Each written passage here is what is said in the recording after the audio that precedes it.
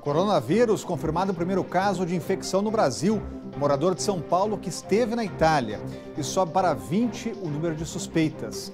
Flagrante, policiais militares são filmados bêbados, fardados e armados em um bar do Paranoá. E morre mais uma vítima do incêndio em uma casa de Samambaia. Criança de 4 anos é a terceira morte na tragédia. Olá, eu sou o Rodrigo Orengo e está começando agora o Band Cidade, primeira edição.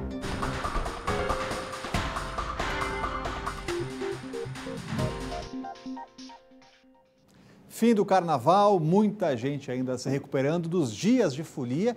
E nessa quarta-feira de cinzas, o Bloco da Limpeza entrou em cena para recolher a sujeira deixada para trás.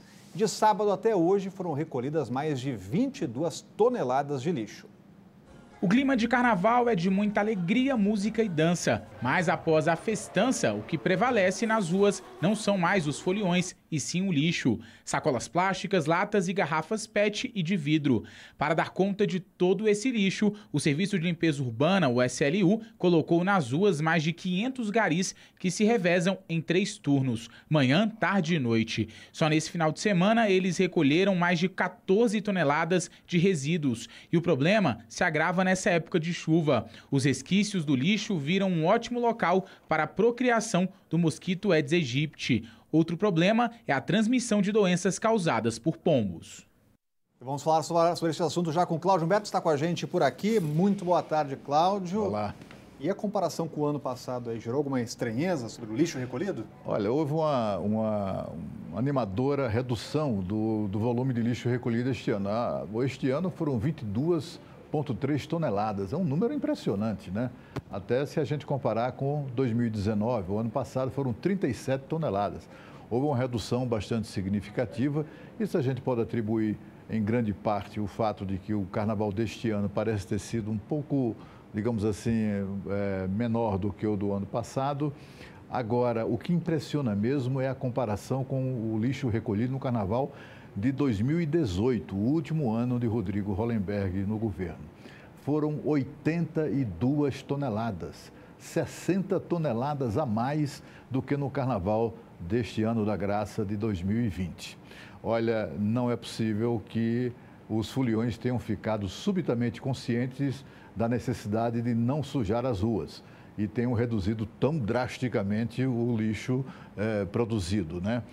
A impressão que dá é que andaram metendo a mão ali na balança onde os caminhões são colocados na chegada do aterro sanitário para medir, afinal de contas, o peso do lixo que foi recolhido. Parece caso evidente de superfaturamento lá em 2018, que deveria inspirar a Polícia Civil a abrir inquérito. O Brasil registrou o primeiro caso de coronavírus. Um morador de São Paulo, de 61 anos, está sendo monitorado em casa. Ele tinha acabado de chegar da Itália, país da Europa mais afetado pela epidemia até agora e que já contabilizou 12 mortes. Os detalhes chegando ao vivo com a Renata Dourado, reunião importante no Ministério da Saúde. Quais são as informações que chegam no Ministério? Renata, boa tarde. Olá, Rodrigo. Boa tarde para você, para o Cláudio. Uma excelente tarde para todos que estão aí nos acompanhando. É isso mesmo. Inclusive, neste momento, o ministro da Saúde continua conversando com a imprensa, dando esses esclarecimentos, né? O governo diz que já esperava por isso, né, ou seja, o coronavírus de fato ter algum caso confirmado aqui no Brasil. A gente lembra que já são 40 países que têm casos confirmados de coronavírus, então o governo já vinha se preparando para isso.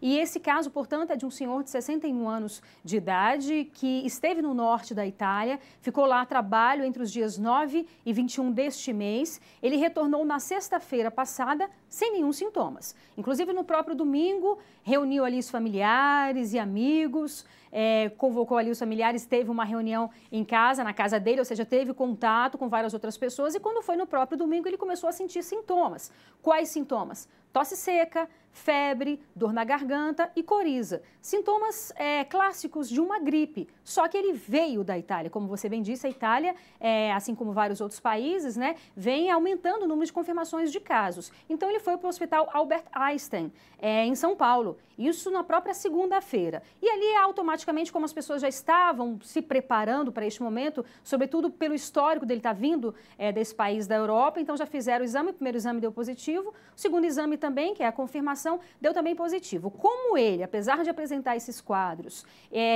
o estado de saúde dele é considerado estável e até mesmo bom, ele foi liberado para ficar em casa, então está sendo monitorado em casa. Não só ele, como todas as pessoas que tiveram esse contato com ele. A Anvisa também já teve acesso à lista de passageiros que vieram com ele nesse voo. Essas pessoas também estão sendo monitoradas. E o governo, portanto, dá essa recomendação para que essas pessoas que sentirem esses sintomas, como a gente está repetindo, são sintomas clássicos de uma gripe, mas que tem esse histórico de que vieram desses países, que já foram, aí o Brasil já acendeu esse sinal de alerta, então é importante procurar o quanto antes o hospital, né? Exatamente para poder, porque o governo todo, os estados estão preparados para isso. Eu não sei se a gente tem imagens aí dessa coletiva, mas se não tiver, é isso mesmo, os dados foram atualizados, aí você vê, portanto, o ministro da Saúde, vamos ouvir um pouco o que o ministro da Saúde fala. A família era maior, não sei se a gente tem áudio. Contato enfim, com outras pessoas.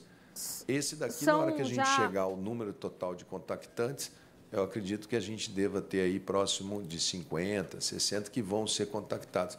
Agora, no momento, está sendo...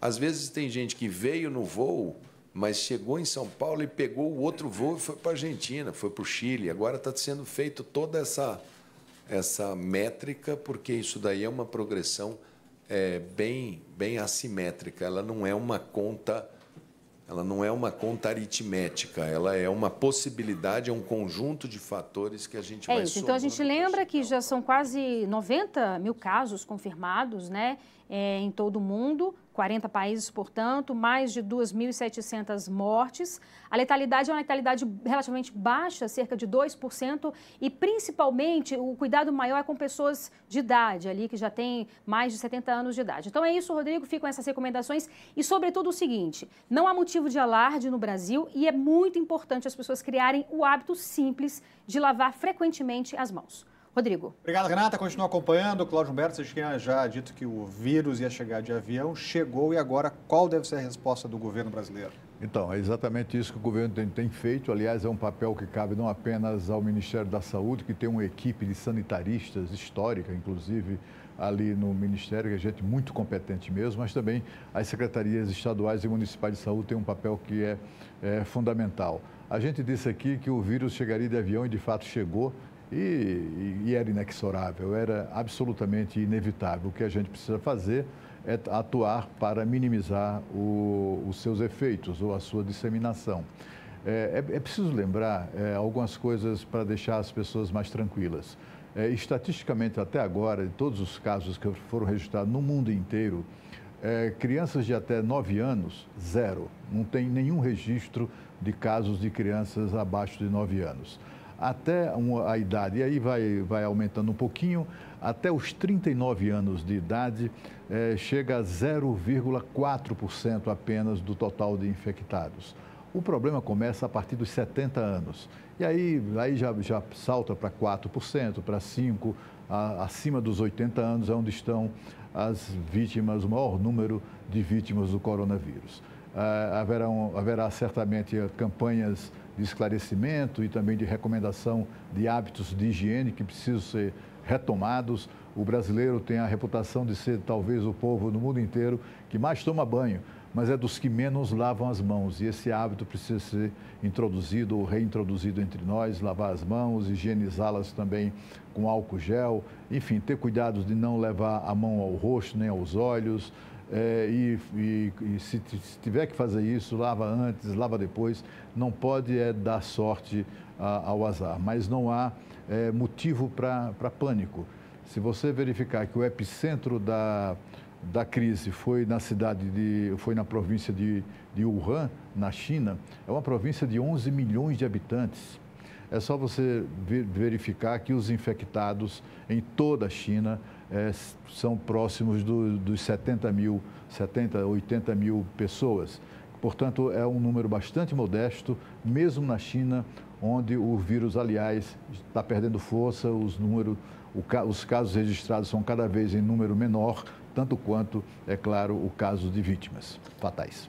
Vou voltar a falar aqui de carnaval, porque a Polícia Militar do DF flagrou mais de 400 motoristas bebendo ao volante durante os dias da festa. Motoristas bêbados. Desse total, 6 motoristas cometeram um crime de trânsito que aconteceu quando a quantidade de álcool por miligrama ultrapassa 0,34 ml por litro de sangue. E aproximadamente 150 motoristas foram flagrados por dia com teor alcoólico maior do que é permitido em lei. Os números do carnaval devem aumentar, já que o balanço de terça não foi atualizado, vai ser divulgado ainda hoje. E no mesmo período do ano passado, apenas 163 foliões foram pegos consumindo bebida alcoólica antes de dirigir. Olha, um vídeo que circula nas redes sociais, 2 PMs daqui do DF foram flagrados com sinais de embriaguez. Eles estavam fardados e, pior, armados. Os policiais aparecem perto de um balcão em um bar no Paranoá. Eles conversam, dão risadas e batem palmas. Tudo isso enquanto tentam se manter equilibrados. Um deles está com um colete à prova de balas e os 2 com arma na cintura. Em um certo momento, um dos policiais chega a fazer um gesto obsceno. Em nota, a Polícia Militar disse que os policiais foram presos e conduzidos para a Corregedoria Geral da PMDF. Em seguida, serão encaminhados para um quartel, onde aguardarão pelo julgamento. A PM finalizou dizendo que não aceita desvio de conduta dos policiais e preza pela legalidade das ações. Cláudio Humberto, o que a PM deve fazer com esses integrantes da corporação? Fazer o que foi feito, né? Metê-los na prisão e processá-los, né? Dificilmente esses policiais vão continuar usando essa farda aí, essa honrada e honrosa farda da Polícia Militar do Distrito Federal. Eles estavam de folga, mas continuavam fardados e armados. Este é que é o problema, ele completamente sem controle, um deles pelo menos completamente sem controle, podia muito bem ter sacado uma arma e cometido algum desatino ainda maior. E a pergunta que se impõe, que não quer calar, é o seguinte: será que eles passavam no bafômetro, hein? E agora a Renata Dourado volta com um recado importante para você. Doutor Cláudio, adivinha as promessas da maioria dos brasilienses para 2020? Renata, as básicas, né? Pagar a dívida, pagar financiamento do veículo, não fazer mais tanta dívida, como é costume de nós brasileiros. É verdade. Infelizmente as pessoas não têm, né, essa ideia de realmente, né, o costume de quitar as suas dívidas. Então, pois é, se você também tem essas metas, ligue agora para a Economy Assessoria. A Economy pode te ajudar a quitar essas dívidas, quitar ou reduzir as parcelas altas desse financiamento e ainda te ensinar a economizar. Olha que coisa boa. Todos os telefones estão aí na tela. A Economy Assessoria é formada por profissionais com experiência de mais de 20 anos no mercado de renegociação de dívidas. Eles entendem o seu problema porque já trabalharam para os bancos. Ligue Economy 3772-0929. Doutor Cláudio, pelo jeito todo mundo sai feliz lá do escritório da Economy, né? Exatamente, Renata. Nós possuímos um fundo de reserva que garante a quitação do financiamento do seu veículo em tempo hábil. Ou seja, o cliente tem lá um financiamento em 24 meses, nós conseguimos quitar até em 12 meses. Antes que ele termine o financiamento do seu veículo com o banco, nós já quitamos o carro. Muito bem, é garantido, né? O negócio é garantido. Então, olha só, não perca mais tempo, ligue agora, olha aí o WhatsApp da Economy na tela, 99833-0929. E a seguir, a quarta-feira é de cinzas, mas ainda dá para conferir o que aconteceu nas últimas horas do carnaval aqui de Brasília. E o Bom Cidade está voltando daqui a pouco. Criatividade, alegria e, claro, muita animação. O Carnaval de Brasília chegou ao fim, mas aqui vai um resumo do último dia de festa. O repórter Rodrigo Miranda esteve em vários pontos da cidade. Veja aí.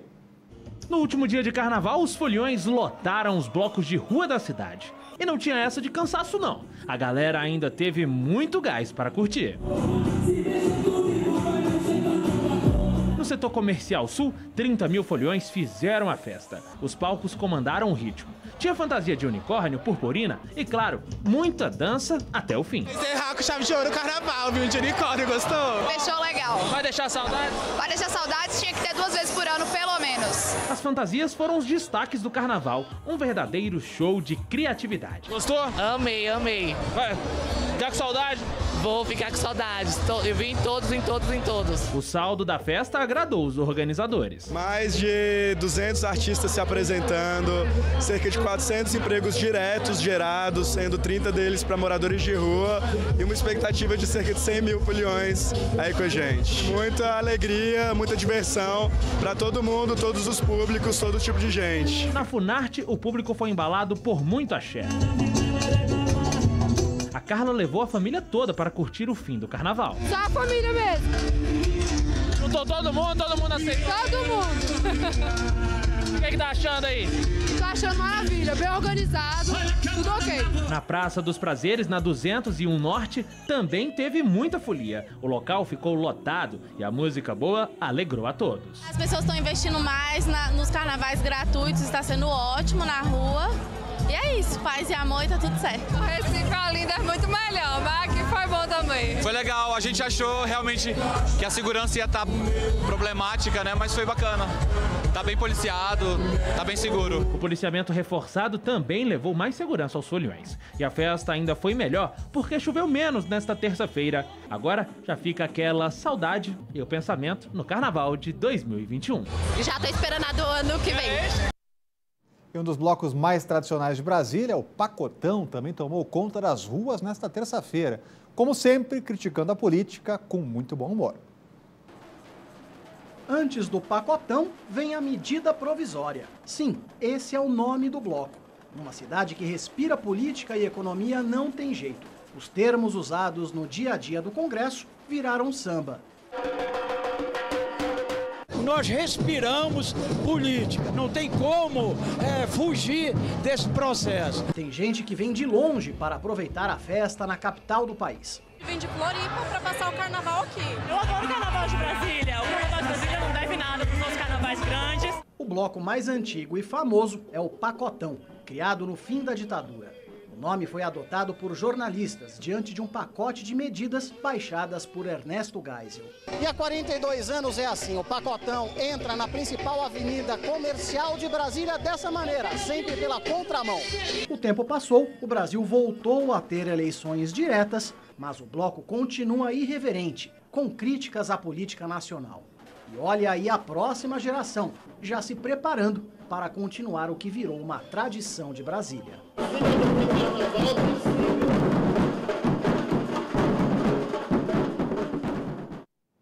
E o presidente Jair Bolsonaro deve retornar a Brasília agora à tarde, depois de passar o carnaval no litoral paulista. O presidente volta em meio a mais uma polêmica com o Congresso Nacional. O mundo político reagiu a um vídeo que ele vem compartilhando com amigos. A gente volta a falar ao vivo com a Renata Dourado. Como é que foram essas reações, hein, Renata? Pois é, já temos aqui uma reação do próprio presidente da Câmara, Rodrigo Maia, que via Twitter falou que criar tensão institucional não ajuda o país a evoluir.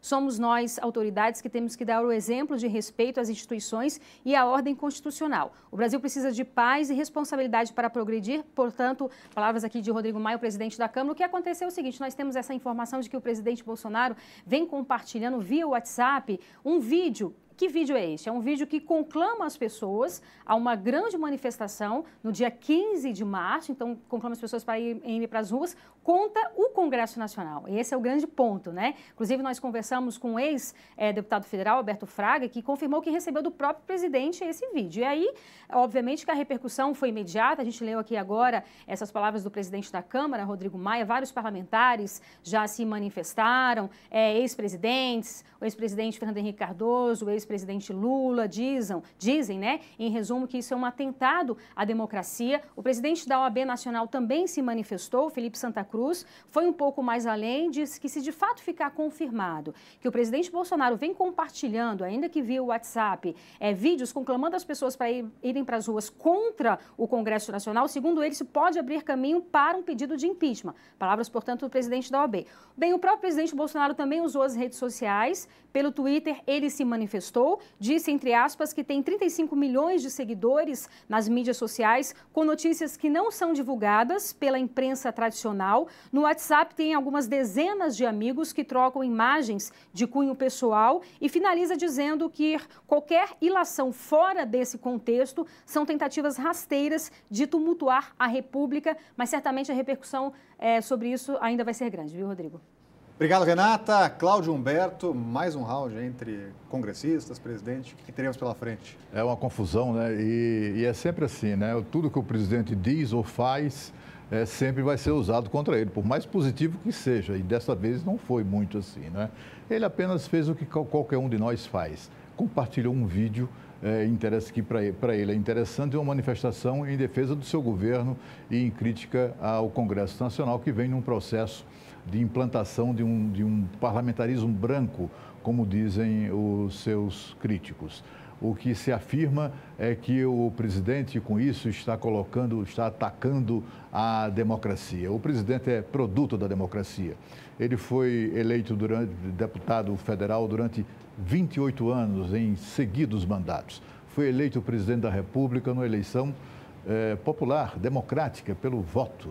Ele não chegou ao governo, ao poder, através de um golpe militar, como muita gente parece imaginar, ou gostaria que tivesse acontecido. Vai ver que é isso também, né? E a gente viu também que esse episódio está servindo para muitas manifestações de hipocrisia. Imagine o ex-presidente Lula, que definiu o Congresso Nacional Brasileiro como sendo um amontoado de 300 picaretas. Ele está dizendo agora que o presidente Jair Bolsonaro está ofendendo o Congresso Nacional. Que coisa horrorosa. Isso é um atentado à democracia. Também o Fernando Henrique Cardoso vai mais ou menos no mesmo ponto, sem saber direito o que é que estava falando, dizendo que o Bolsonaro tinha tuitado. Ele não tuitou nada, ele apenas compartilhou com os amigos dele um vídeo no WhatsApp. A oposição faz o seu papel, tem que fazer isso mesmo, né? Tem que buscar pretextos para atacar o governo e o governo se defenda como quiser. Mas o que causou mesmo estranhamento foi a declaração radical do decano do Supremo Tribunal Federal, o ministro Celso de Mello. Ele atacou o presidente, atacou até no nível quase pessoal, o presidente falando que ele não tem nível para ser presidente da República, etc. e tal. Se for verdade, tudo isso que estão dizendo, né? Como é que o ministro da Suprema Corte faz uma declaração tão grave, tão séria, tão contundente, ainda a depender de que se foi ou não, se o fato aconteceu ou não? Pareceu uma atitude, no mínimo, um tanto quanto apressada e até impensada para um ministro da Suprema Corte tão experiente. Quando ele acusa o presidente e seus seguidores de atacar ou de enxovalhar ou de tentar, de alguma maneira, denegrir a imagem do Supremo Tribunal Federal, será que são manifestações contra o Supremo ou contra o Congresso que denigrem a imagem desses dois poderes? Não será a atitude dos próprios poderes que denigre as suas imagens respectivas? Ou não foi o Supremo Tribunal Federal que tomou decisões absolutamente incompreensíveis, favorecendo bandidos a granel? Não foi a Câmara dos Deputados, o Senado Federal, não tem sido essas duas casas que têm adotado decisões absolutamente lamentáveis, inclusive no campo da corrupção? Não é a Câmara dos Deputados que introduziu, e também o Senado, a semana de 2 dias de trabalho, uma malandragem adotada há 4 anos e até agora, aí, ninguém fala em mexer nisso. Será que precisa mesmo de manifestação para denegrir a imagem do Congresso Nacional ou do Supremo Tribunal Federal? Eles próprios se encarregam disso. Agora, uma notícia triste, morreu mais uma criança do incêndio de Samambaia no último domingo. Adrian Pereira, de 4 anos, também não resistiu. Agora são 3 mortos na tragédia. Um bebê de 6 meses segue internado em estado grave. Daniel Pereira, pai e padrasto das crianças que estavam na cozinha, aliás, estavam sozinhas em casa, vai ser enterrado nesta tarde. E ontem foi sepultado o corpo da pequena Kiara, de 2 anos, no cemitério de Taguatinga. O corpo de Kiara Pereira, que tinha apenas 2 anos, foi enterrado em clima de muita tristeza. De acordo com a família, a mãe da criança, Romária Pereira da Silva, continua em estado de choque.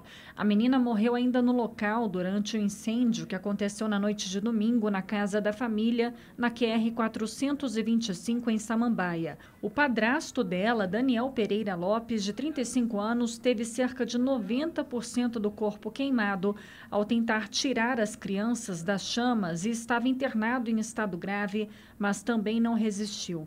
O velório dele será nesta quarta-feira no cemitério Campo da Esperança. O incêndio começou depois que os pais foram a uma padaria no fim da rua e teriam deixado os 3 filhos sozinhos em casa. Quando voltaram, o local já estava em chamas. Os bombeiros ainda não sabem o que provocou o incêndio. Agora, a família perdeu tudo durante o incêndio e precisa de ajuda. Quem puder fazer doações de roupas ou cestas básicas, pode entrar em contato com o André pelo telefone 99369-2375. E a seguir começa a Quaresma, um dos períodos mais importantes do ano para cristãos do mundo inteiro. A gente fala do tema da campanha da fraternidade logo depois do intervalo.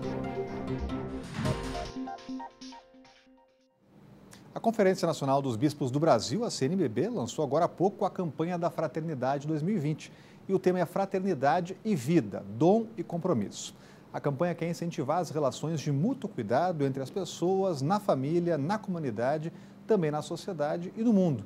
É um tema mais geral, relacionado ao amor e também à sustentabilidade. Diferente do ano passado, que teve um direcionamento mais político, voltado para políticas públicas. Criada em 1962, a campanha da Fraternidade é apresentada todo ano, na quarta-feira de cinzas, quando tem início a Quaresma, período de 40 dias que antecede a Páscoa. É um momento de reflexão para cristãos católicos do mundo inteiro. E aqui na Band você tem um canal direto para fazer denúncias, mandar vídeos, mostrar o que acontece aí na sua região. É o nosso WhatsApp, já está aparecendo aqui, é o 99976-9204. E o Band Cidade, primeira edição, vai ficando por aqui.